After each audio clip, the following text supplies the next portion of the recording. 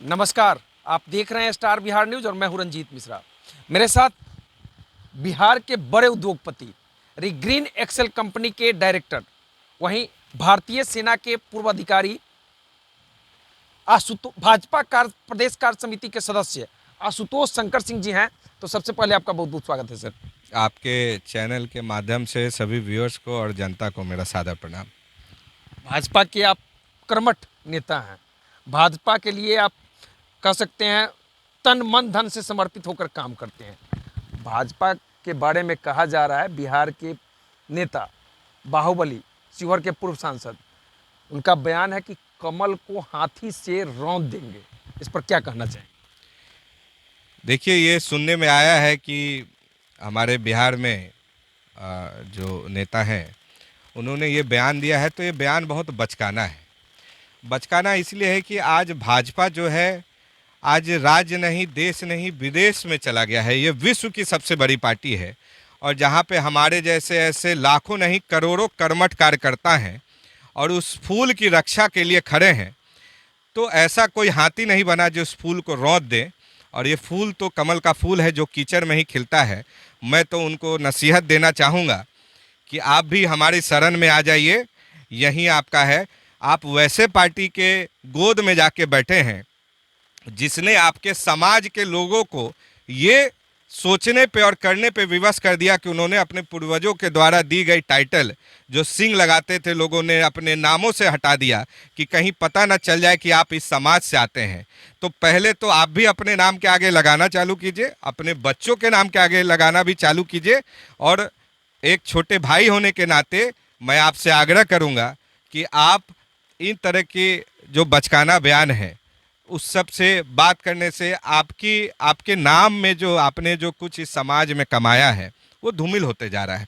उस पार्टी ने आज तक हमारे समाज को कभी भी न्याय नहीं दिया और वहाँ के जो नेता हैं उन्होंने तो बूढ़ा बाल साफ करो का नारा दिया था, जिसके तहत हम लोग 90s में यहाँ से पलायन भी बहुत लोग किए थे। तो आज ये समय आ गया है और आदरणीय प्रधानमंत्री जी के नेतृत्व में राज्य में नहीं, इस देश में कोई ऐसा माई का लाल नहीं है कि वो फूल को और कमल को और हमारे निशान को और हमारे जज्बे को, हमारे राष्ट्रवाद को कोई रौंद सके। सांसद आनंद मोहन का बयान है। आप भी क्षत्रिय समाज से आते हैं, क्या कहेंगे आनंद मोहन जी के लिए इस तरह का जो बयान आया है? आपके भाजपा के नेता लोग बड़ी आक्रोशित हैं। देखिए, जैसा मैंने आपको बोला है कि ये नेताजी का बयान ये सही नहीं है और उनको बोलने से पहले सोचना चाहिए कि आप किसके ऊपर बोल रहे हैं। ये तो सूर्य को दिया दिखाने के प्रति है। कहीं आप जिस पार्टी से उसका कहीं वजूद नहीं है। लोकसभा में आप 0 पे सिमट गए। हमले पिछले लोकसभा में हम लोग 40 में से 39 सीटें लाई और आज जो आप जिनके पार्टी में है और उनके दम पे जो बोल रहे हैं उनका कहीं कोई अस्तित्व नहीं है। तो इस पर बयान देना भी ठीक नहीं है और उनका बयान बहुत ही बचकाना है जो उनके नाम और उनके व्यक्तित्व को शोभा नहीं देता है। तेज प्रताप यादव, राजद के नेता, बिहार सरकार के मंत्री, बागेश्वर वाले बाबा धीरेन्द्र शास्त्री बिहार आ रहे थे, उस समय कह रहे थे कि बिहार में टपने नहीं देंगे। बड़ा बवाल हुआ और भाजपा के नेता लोग उनको हाथ में उठा लिए थे।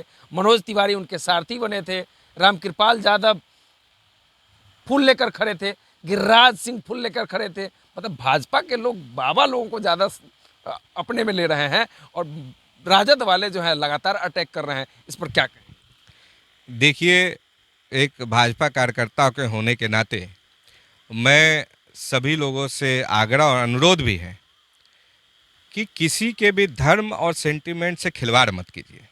इस सब की आस्था का विषय है कि आपकी आस्था किसके से जुड़ा है।